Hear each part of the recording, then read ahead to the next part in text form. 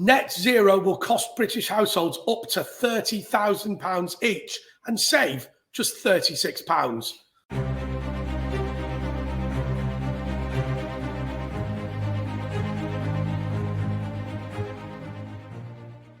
Hello everyone, this is the Lois and Andre show. Lois, how have you been this week? Really, really well, actually, really well. I'm living in London now.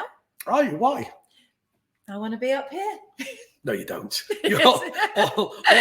London's biggest exports are crime, poverty, and ignorance. No, I'm joking. Not in Belsize Park. No, that's right. She lives in the posh bit. But anyway, this is an amazing thing. Talking to people moving houses, that the government is going to levy fines of up to £30,000 on landlords who don't make changes for net zero that could cost £6,000 per house, but only save £36 a year on admittedly already high energy prices. I know. So therefore, the landlords are in a very difficult position because they can't justify passing on the cost to their tenants, that because the savings are so small. Who's going to benefit from this? It's going to be all the compliance people and the people doing the fulfillment of the double glazing and stuff like that. But a lot of houses have got preservation orders on them or just aren't suitable for double glazing, underfloor heating and stuff like that. You know, we've got lots of old houses in this country. Yeah, I mean, I think we reported a couple of weeks ago, didn't we, that in Northern Ireland, something like 40% of houses could never be converted to be appropriate for net zero. Now, we suggested that they might need to be knocked down. Well, I'm not sure that was right. But what I will say is that certainly there's going to be a huge cost associated with it. Yeah, no, absolutely. And what it's going to do, it's going to mean that people just basically sell their properties and get out of renting their houses out completely. And what's that going to do? It's going to push up costs, isn't it, for normal people who who can't not in a position to buy yet are then going to be unable to get hold of rental properties. That it does seem very, very strange, all of this. It's almost like the government wants us to be reliant completely on them, because if you have no private landlords, because they've already made it very difficult for private landlords, haven't they, with all the red tape and making evictions more difficult, we're going to be reliant on the government to house us if we can't afford to buy a property. That's not very good, is it? Yeah, what really worries me is that everything appears to be negative. There never seems to be any positive stuff. So we're not going, well, here's a tax break for a grey water system on a new build property. What we're always doing is, you must have this certificate, you must have this regulation, you must do this, you must do that on existing properties, when it is very hard. I mean, I've lived in a little terrace house before today, on a couple of occasions actually, and they're very lovely, but there's not space to start bashing in walls and taking out this and putting on underfloor heating, and they're not worth enough to make it worthwhile doing. Well, also, for example, with heat pumps as well, I think we've talked about this before. You have to have very thin radiators that basically cover the whole wall, or underfloor heating or whatever. And that's just not suitable for almost all properties in the United Kingdom. Again, another target, another thing that you have to go along with that seems just nonsensical, not net zero, nonsensical. Yeah, absolutely. Oh, good God. The Office for Budget Responsibility is attempting to force us to stop using natural gas in this country by claiming that it's going to double the cost of reducing to net zero. Look, this really worries me because gas has been the bedrock of our economy. Yeah. And look, I'm not saying, oh, by the way, for those people that think we're some sort of extremists or try to portray us that way, nobody here believes that fossil fuels are going to be used in 200 years time, 100 years time. This, new technologies will come on board, and throughout the show we discuss that. But it's moving away from it too quickly that worries me. Well, yeah, because what will happen is the free market, commerce, everything just won't be. There won't be it. There will not be capitalism, because the only way that we can be completely reliant on renewables, which we can never be actually, but even the pipe dream of being reliant on renewables means that you can't have industry, you can't have factories, you can't have people living a normal life or traveling or commerce or anything, because it just won't work. And the figures that the Office of Budget Responsibility have come out with, and why they're getting involved in this, I have no idea, are just fictional.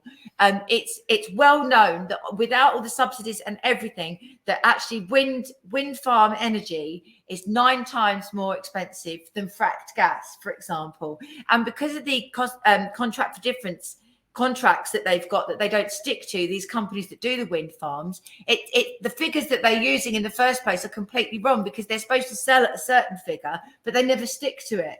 So that, you know, the whole thing is just complete madness. Cheap fossil fuels are what's kept this, as you say, kept this economy going. But the narrative of the political left is this: that you and me know that oil is more expensive than wind and gas is more expensive than wind. It's just a lie. We know that that's going to destroy the earth. We know that that's going to lead to the extinction of humanity. But we are supportive of it anyway. Now, for me, what the truth of it is, look, government subsidies and tax breaks make it look like green technology is cheaper than fossil fuels. They're not. And the reason people are producing fossil fuels is because actually it's good for the economy. Now, there might be an environmental damage to that, and I don't disagree with it. But it's not true to say that all of these new technologies are cheaper. They just aren't. No, they aren't. And also, if you want to look at the green argument, all of the wind turbines and all of this renewable kit is produced in China for a cheaper price than producing it here, because they're using electricity that they've made burning coal. Yes. And, you know, and these things, they don't last. There was a report out last week that showed that the wind turbines don't last anywhere near as long as they say they do. And they can't be recycled. And they need 100% gas backup. As I said, it's a pipe dream. Sorry, it's a bad joke, isn't it? Oh, no, I didn't even catch it. Okay. I've got loads of dad jokes, actually. Brilliant. In an inexhaustible supply of them. I get that. Okay. King Charles and Joe Biden have agreed to put more money into helping the third world move away from fossil fuels rather than ending poverty. Look, we want to give the king a decent run. I think he's got many good qualities. But I have to say, when it comes to climate change, he is a full believer, isn't he? He is, and he's right down the rabbit hole with all of this stuff. And it just seems to me, when, you know, Grant Shapps and John Kerry, who's made absolutely millions from all this green stuff over the years, the failed president, obviously, you know, he looks like Herman Munster. He does a bit, doesn't he? But sort of thinner. Yeah, like stretched. On the rack. Maybe Morticia did it. Oh, no, that's different, isn't it? That's a different thing. The Addams family's different to the Munsters, isn't it? Oh, yeah. But they've got a mum that looks the same. Oh, well, anyway, we digress. But it just looks to me like a communist discussion. You know, how can we push out world neo-Marxism? Because they must know that this is nonsense. What they're saying, you know, they know the figures are wrong, and the ultimate goal is taxing us more, restricting us more, making us more dependent on the state, because the less fuel and the less energy we have at a cheap price, the more reliant we are on the government to look after us, whether that be with grants or, you know, benefits or universal basic income, or supplying our housing, because we've pushed all the private landlords out of the market. You know, this all looks a bit dodgy to me, this thing. But I remember I saw Oxfam demanding that we don't trade with Africa because global free trade leads to exploitation of Africa. And I thought, you know, these are people now, deliberately or otherwise, keeping people in the developing world poor. I just, you know, it really pains me. I am worried about pollution. I am worried about the amount of fossil fuel use. I am against you know, just polluting our seas and our air and all that sort of thing. It just worries me when I sit there and I think to myself, we could be putting money into developing the economies of these nations, and in the end, we're giving them wind farms. Well, they don't want to develop the economies of these nations. They want to keep them poor. I saw a discussion last week. It's on social media, where there were people actually debating how they could stop Africans exploiting their own natural resources of coal and gas. Yeah. They were going to pay them to not do it. I mean, why would you do that? Why would you do that? It's just deliberately holding the back. But it's zealotry, isn't it? It is zealotry, but it's also keeping people in the Stone Age. Yeah. That's what they want us to be in, the Stone Age. Yeah, and I've quoted this loads of times. Greta Thunberg turning around going, we need to end this myth of perpetual economic growth. Well, that's all right for you, love. Yeah. You're absolutely loaded. You've got a £4 million yacht. Yeah. All right, usage of rather than ownership. Yeah. But I mean, still, she is a millionaire. Her family, they're millionaire Marxists. And if that isn't a contradiction in terms, I don't know what is. I've said it before. You know, if my daughter, I haven't got a daughter, but if my daughter came to me and she said, Dad, I can't go to school because I've become paranoid that the planes flying over the school are poisoning me and are going to kill me and I'm going to die an early death as a result of it. I would take her for psychiatric help. I would not run a campaign to ban the planes. No, exactly. And that's what's happened with Greta Thunberg. She's been exploited. We've talked about this before, but she has been exploited, and she's not a little girl anymore. No, she plays a little girl, but with the juvenile look, the pigtails, and all that sort of thing. Yeah, but there's only so long, and I know this from my own experience, you can get away with that shtick. Are you telling me that for a no? Why don't we just not? Let's move swiftly on, Andre. Although if the lighting's right and they've had enough to drink, no, and they've had enough to drink. Are you a Cronenberg? Am I Cronenberg? Thanks a lot. No, I know what that's going to say. In the dark, you look 16, but when the lights go on, you're 64. No, I'm not. Right, what's the next story? Okay. We fall out, you and I, Andre. Rishi Sunak has trailed hydrogen boilers in Britain, and unfortunately, they've now had to be scrapped on the grounds they're dangerous and that people don't want them. This was no shit. This was an experiment that was done in Ellesmere Port near Liverpool. Right. And families were really, really concerned. They wanted to keep their normal boilers. And they said that they would want heat pumps, but they wouldn't want hydrogen boilers. Now, hydrogen has been seen as the great white hope, hasn't it? Yeah, I mean, hydrogen has its place, but it's a very, very, very volatile form of energy. And we normally add carbon to it to make it safe. And guess what that's called?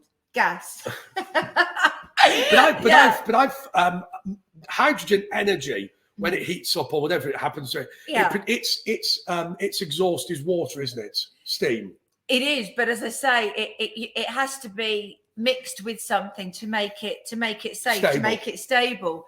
Yeah. So I mean, the hydrogen thing again. I think my understanding from talking to scientists and physicists that are not in the pay of the green lobby, which there aren't that many of them. They've either retired or they don't care, or they're David Bellamy, or they've got their own money. Or they're David Bellamy. I loved him. But he's been ostracised, hasn't he? No, well, he's dead. Oh, is he dead? So that was great. But he was ostracised before he was dead. He's more ostracised now he's dead. He's definitely more ostracised now he's dead. He is he's producing energy. Fascinating. But anyway, hydrogen. Sorry, I've lost my thread now. But you were saying, you're saying, sorry, I did interrupt you. Scientists who are not in the pay of the green lobby. Yeah, so basically what they've said is it's a volatile fuel, and it's also completely unnecessary. And a lot of these things are scams. So you've got, for example, levies being put on to fund hydrogen development and stuff. It's all going to private companies who you probably find have made donations at some point to the right people. I mean, you might not. And I'm not being libelous by saying that, but But it's really interesting, actually. I'm reading Hayek at the moment. But I'm reading Hayek, and effectively what he said is the problem is when you've got subsidies in the market and you're subsidizing all this stuff. He wasn't talking about green technology because obviously he died long before this became an issue. But he said, look, so highbrow. Got it.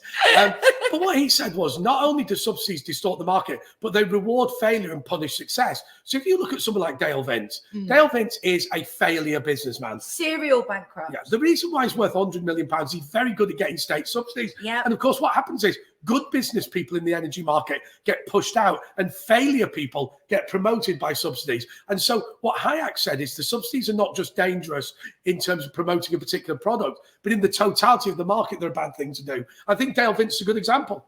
Yeah, I mean, he's the classic watermelon, isn't he? Green on the outside and red on the inside, totally. And he makes out he's all easygoing and he's hippie and all of that. But I mean, he's constantly making anti-Semitic comments. He said that the green thing, if you didn't support climate change, then you're basically as bad as a Holocaust denier. We talked about that in the last episode.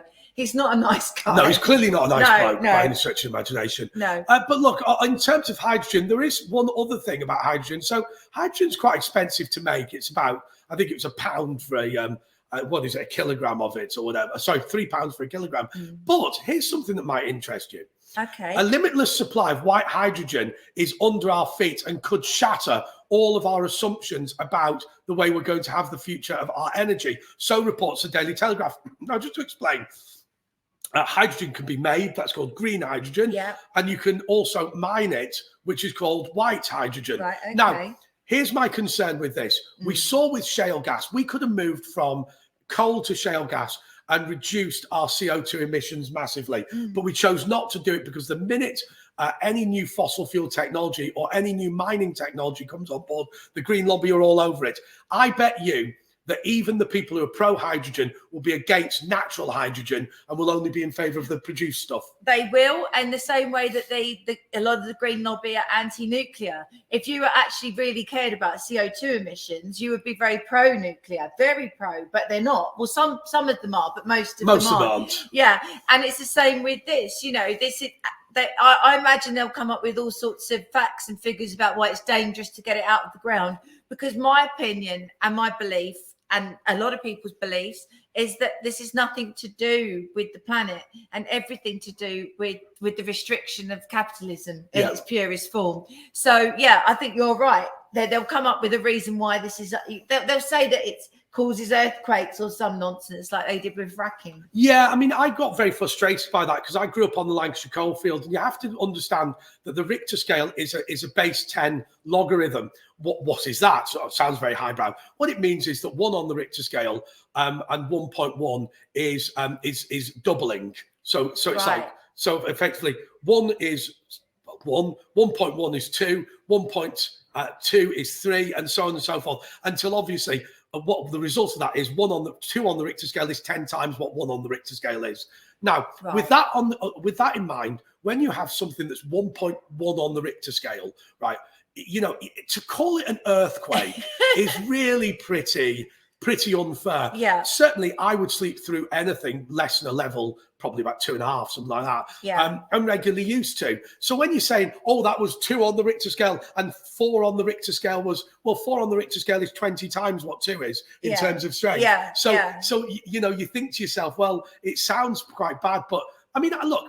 What Quadrilla did in terms of in Blackpool, they didn't handle things properly with the shale gas extraction. But the idea that there was an earthquake in Blackpool is nonsense. These alterations in the substructure happen regularly on the Lancashire coalfield. Yeah. It's not perfect, and we try and avoid them. Yeah. It's not an earthquake. No, and Ed Davey admitted that he deliberately set the levels of seismic activity so low, knowing that they would go over it to set it, you know, to mess it up from the start. I mean, if construction, road building, house building, anything like that was actually quarries and things like that had the same levels of seismic activity at which they had to stop doing what they were doing, there wouldn't be any road building, there wouldn't be any quarries developed, there would be nothing. It was a deliberate sabotage, and he admitted it.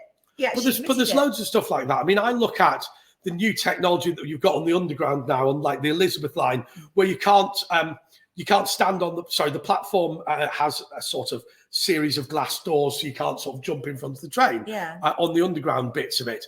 And you think, yeah, that's all great, that's great technology. But if you now attempted to invent trains, it would be banned, wouldn't it? They'd go, oh, it's far too dangerous. That train's going past you at 100 miles an hour. Yeah. So there's loads of stuff that actually, if we thought about it, we wouldn't do. But that's human progress. You've got to move things on. It is human progress, but my personal opinion is, and I've said this a million times, is what they're saying is the end goal and is the reason behind all of this isn't. So everything doesn't make sense because it's actually nothing to do with saving the planet and everything to do with neo-Marxism. Well, you get that. I'm gonna pull you up on that. Are you sure? I mean, I think there's a lot of people within this thing who really, really believe all of it, and I think it's. There are genuine believers, but if you look at it, it's not actually all of the things they're putting in place to replace stuff aren't any greener in terms of CO2 emissions. So, for example, electric cars, they actually. There's more CO2 produced making an electric car. Bringing over fracked gas and wood chips from America, there's more CO2 produced because you're using diesel to bring it over. It doesn't actually make any sense. Well, here's the thing, of course. Just logic would dictate to you that if you stick a hole in the ground and then pull something out and burn it in order to boil your kettle, you're going to do that more easily than if you build a load of wind turbines and convert it. The idea that it's more expensive to get coal than it is to get wind turbines, it is just obviously nonsense. But obviously there's that dangerous market distortion. But talking to market distortions, Rishi Sunak, green technologies are going to cost each and every household an extra £170 a year for a net zero levy on its own. That's on top of already the green levies that we've got, which could be up to 20% on an annual household bill. So that is on top. So you're a mum. Tell us a little bit about the household financing for most ordinary families now. What have energy bills gone up from and to? Yeah, I mean, so the family home in Essex, I think it went up from £250 a month to £1,000 a month for gas and electric. Yeah. And at one point, putting fuel in the car was astronomical. I was putting the same amount of petrol in that would fill up the tank, same cost that would fill the tank up normally, and it was only filling half for the same money. Wow. I think it has leveled out a little bit now, but no, everything's gone up incredibly. £170 a month, £170 a year extra. So for most people, they'd have to probably earn about 220 quid in order to pay that. Now, look, okay. On top of the energy costs going up, which is nothing to do with the war in the Ukraine. Just going back to the story we were talking about before, just briefly, the Office of Budget Responsibility said, the price of energy's gone up because of the war in Ukraine, gas. It was already going up massively, hugely in the year before the Ukraine war. So, that's not the only reason. Yeah, well, the thing is, it's say an extra £5 a week or whatever. I worry a great deal about this because I've met people for whom a £5 a week is going to be a problem. No. That might be them going to the chippy once a week. That might be a pair of kids' shoes, and you can still buy a school trip. Or a little school trip, absolutely. School dinners, School dinners, absolutely. And I think we're just so because the people behind the whole CO2 carbon thing are so rich. They're so blasé about. They're rich because of the subsidies and the grants. Yeah, that's absolutely right. Yeah, but they're so blasé about a couple of £100, aren't they? Oh, they think it's funny. Yeah, they don't take it seriously at all. Now I know lots of people that's a huge amount of money too. Yeah, look, £220 a year. At the end of the day, it's your Christmas presents. Well, it's probably not Christmas presents anymore, is it? Not most parents are crippled with debt as a result of Christmas presents. Christmas, yeah. My kids are so spoiled; it's unbelievable. And have you had to buy like PlayStations and all this sort of stuff? Well, I actually threw my son's PlayStation out the attic window because he wasn't reading enough. And he goes, you're mad. I was trying to climb on the roof to get it back and everything. But yeah, so. Did he survive? I think so, but it was never quite the same. Last time I got thrown out of a window, I wasn't quite the same either. Okay. The Green Lobby is attempting to stop new nuclear developments. Now, this story, Lois, is from Australia. Sense, but yeah, tell us a little bit about it. So the energy mix in Australia does include bits of nuclear, but the Green Lobby are attempting to prevent them from having more. This is what I'm saying. That this is why I'm so extraordinarily skeptical of the what's the word, of the intentions of the Green Lobby, because it doesn't produce CO2. No, well, that's a good point. Yeah. So why would anyone who thought that CO2 was a real problem be against it? By the way, I launched Conservative Friends of Nuclear Energy, but there was a story that went round. Of course you did. Yeah. So we had this Conservative Friends of Nuclear Energy launch party, right? And, launch party, didn't it? Implosion. So the story's gone round. It isn't true that on the invitation it said Conservative Friends of Nuclear Launch Party. No, it didn't say Conservative Friends of Nuclear Launch. Press the button. But so I know a little bit about nuclear because actually I worked for the MP for Morecambe. Now, funny enough, you probably won't know this. Well, no, actually, probably you will, but many people won't. What, being a girl? No, being from the very, very, very south of England. Being blonde? Yeah, no, being from Essex. Oh, dear, from Essex. Shut up. Shut up. Oh, shut up. So, yeah, most people won't know this, but obviously Morecambe is a major producer of energy. It's got on and offshore gas. It's got wind production. It's got water production. It's got wave production, and it's got nuclear production at the Heysham nuclear power station. So I know a little bit about energy from that, even though I don't know anywhere near as much as you do. I'm not an expert in the subject. You probably know more than me about nuclear based on what you just said. That's probably right, yeah. Here's the problem with nuclear, right? What they always do is they always say that nuclear costs a fortune. But what you do, building a nuclear power station is really expensive, and decommissioning a nuclear power station is really expensive. But actually running it in between is really, really cheap. You know, very often they'll have a few dozen staff working inside the building. It won't be a great deal of that. Those people are quite well paid, but there's not many of them. Yeah, the lifespan thing, if you work it out over the lifespan, it's much cheaper than any other form. What they do is they're estimate. So obviously, because the strike price, if you like, the price at which the energy costs, that depends very much on the lifespan of the nuclear power station. Because if you believe it's only going to last 1 year, then basically that means you put up the cost absolutely massively. If it's going to last 100, the cost goes down because the building and decommissioning. But we constantly give lifespans for nuclear power stations that are not realistic. We say they're going to last 25 years, and many of them have been going 50. And so consequently, that's the reason that nuclear always sounds like the most expensive.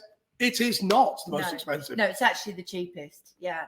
Professor Brian Catt, who works with my organisation, has shown me all of the figures, and it's much cheaper than every other form of energy, worked out over, as you say, over the lifespan.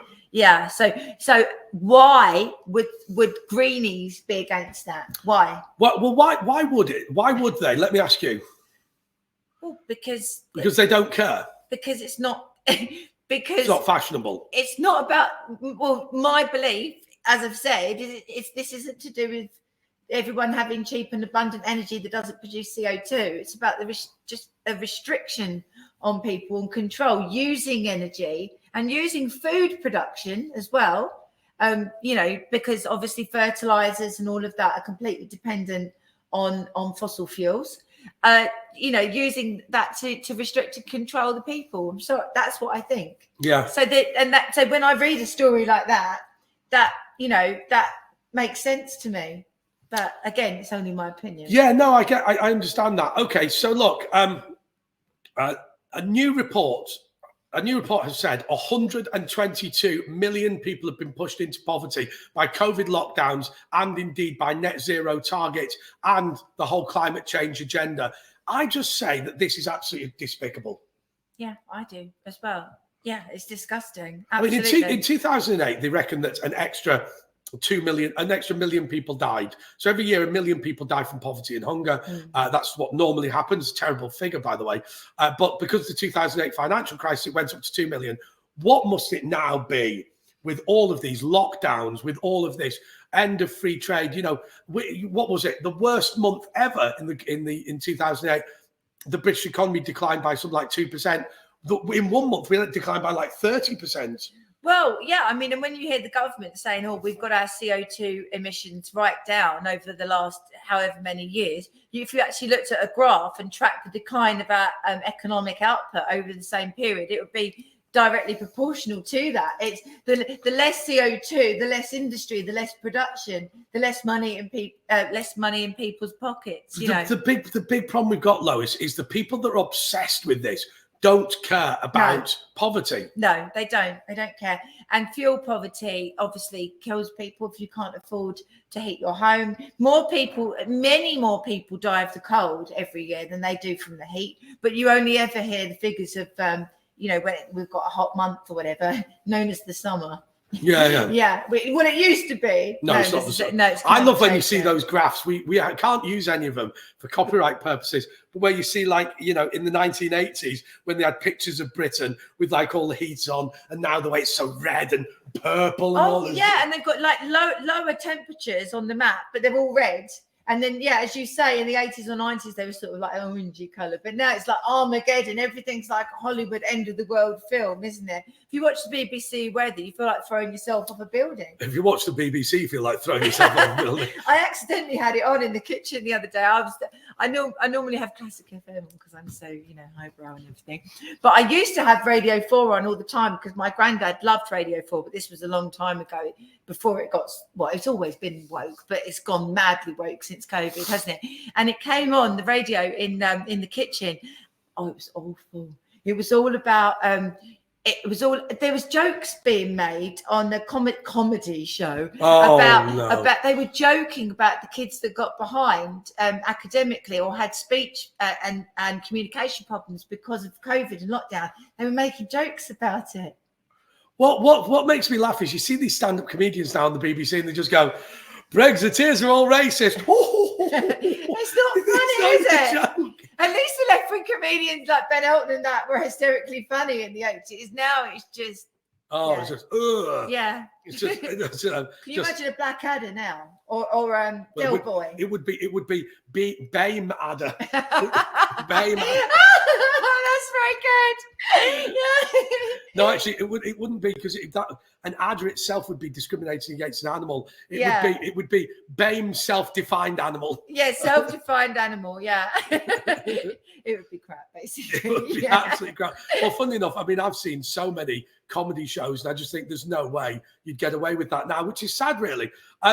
Oh, by the way, I did want to mention you very quickly about the whole Patrick Christie situation being banned from Twitter. All he said was that if somebody had thrown stuff at him on his wedding day, he'd have dragged the person off and they'd have ended up dead in the graveyard.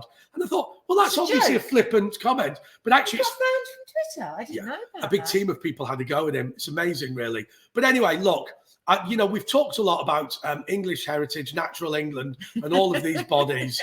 The National Trust, which, as you know, believes that all the properties that they've got now are linked to slavery, even the ones that aren't. So they've even pilloried people who campaigned against slavery. Yeah, they're all, Who was it, that bloke in, I think? Colston. No, there's a bloke in the Lake District who campaigned against slavery, but because his brother-in-law had a boat owned by the East India Company. They said he's linked to slavery. He's linked to slavery. Oh my God! Well, somebody that literally campaigned against. He literally campaigned. Apparently, Edward Colston, whose statue was torn down in Bristol, he wasn't a slave. No, he wasn't a slave owner. No. Edward Colston was actually a member of the Worship Company of Mercers in the City of London. He made a lot of money, and then he effectively invested in the Royal Africa Company, just an investor. One of their divisions traded in slaves, and because he was a pillar of the community, they made him the deputy governor for a period of time, which was just a titular thing, just as quite a nice thing. Now, what the claim goes is, during that period, 70,000 people were transported from Africa to America as slaves. They've personally held him responsible for all of them. He probably didn't know any of the details. No, people make investments in things all the time, don't they? Like people might put money in a pension fund and then it's invested by the pension fund into other things, And also, I dislike the way that we look at people in the past and forget that, things change. Yeah, humanity moves forward. Therefore, we will be more advanced than our predecessors, and our great-grandchildren are going to look at us and laugh and think we're all pathetic. Well, we think we're more advanced. I mean, we are obviously on the slavery issue 100%, but we think we're more advanced. But actually, sometimes we go back. Are we more advanced on slavery? And I'll ask you why. Simply because we are very, very interested in Edward Colston. We are not bothered about slavery in China. We're not bothered about slavery in Qatar. We couldn't give a rat's bum. And electric cars. The kids in the Congo that are mining these minerals. They're mined with, the kids are dying mining these things. No one cares. Absolutely. Well, look, I'm just going to come straight out with it. The National Trust has said that we can mitigate climate change by putting beavers out. And they've got a team of beavers who are now attempting to regenerate a particular group of fields. Now, Lois, do you believe that beavers are good for the environment? Come on. We don't have any beavers in Essex. It's a full Hollywood and then a vajazzle, I'm afraid. Oh, is that not what you're talking about? Lois, have you ever seen a beaver? No. I saw my mum's once. Your mum had a pet? Say yes. Yes. Your mum had a pet. Right. I accidentally walked in when she was in the bath. So it was. Oh no, sorry, mummy. That's terrible. I've walked in whilst my parents were in the bath loads of times. I mean, my mum used to bath me. Did she? Yes. If I was your dad, I'd be bathing you now.